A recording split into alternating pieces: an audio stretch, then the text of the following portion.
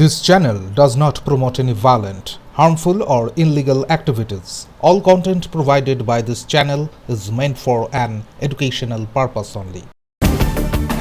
তোলা না পেয়ে কলকাতায় পুলিশের দাদাগিরি, পরপর ট্রাক ভাঙচুর, অভিযোগ তেমনই। নিউ আলিপুরে তোলার টাকা না পেয়ে পুলিশের বিরুদ্ধে 30 থেকে 35টি ট্রাক ভাঙচুরের অভিযোগ উঠেছে। প্রতিবাদে নিউ আলিপুরে পথ অবরোধ করেন ট্রাক মালিক ও চালকরা। অভিযোগ, তোলা না পেয়ে পার্ক করা পণ্যবাহী ট্রাকগুলোর ভাঙচুর চালায় নিউ আলিপুর থানার পুলিশ। রাস্তার পাশে সারি দিয়ে দাঁড় করানো হয় কাঁচ ভাঙা ট্রাক। অভিযোগ, ভাঙচুরের পাশাপাশি ট্রাকগুলোর টায়ার পাংচার করে দেয় পুলিশ। যদিও পুলিশের দাবি কোনো মতেই রাস্তা অবরোধ করা যাবে না। অভিযোগ থাকলে পুলিশের কাছে জানাতে হবে। অভিযোগ খতিয়ে দেখে দোষী পুলিশ কর্মীদের বিরুদ্ধে ব্যবস্থা নেওয়ার আশ্বাস দেওয়া হয়েছে। অলরেডি আমাদের গাড়ি ভাঙচুর করছে ওনার কাছে যেতে মাত্রই ওনারা দেখছি লাঠি চার্জ করছে, কোনো কথাই শুনছেন না। ওনাদেরকে আমরা বুঝিয়ে বলছি যে স্যার আমাদের 2 মিনিট সময় দিন, আমরা গাড়ি সরিয়ে নিচ্ছি। প্রবলেমটা কোথায় বলুন? এরকম ভাবে যে গাড়ি ক্ষতি করবে আমরা ভাবতেই পারিনি।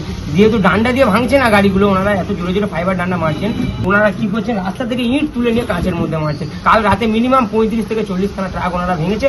ওনাদের দাবি হচ্ছে আমরা ওনাদের সঙ্গে একটা আন্ডারস্ট্যান্ডিং এ বসতে চাইছি না, মানে উনি চাইছে, ওরা চাইছে বসবে, আমরা মানে একটা টাকার কিছু একটা ব্যাপার করবে। আর যেই গাড়িতে মানে অন দ্য স্পট ওরা টাকা চাইছে, আমরা দিতে পারবো না। যে গাড়ি রাখা নিয়ে রাস্তায় টাকা চাইছে, মানে যে আমরা এই রোডে গাড়ি রেখেছি এই কারণে কিছু একটা এই স্রোতে ওনারা টাকা চাইছে যে আমাদের টাকা দিতে হবে, নাহলে তোমরা গাড়ি রাখতে পারবে না।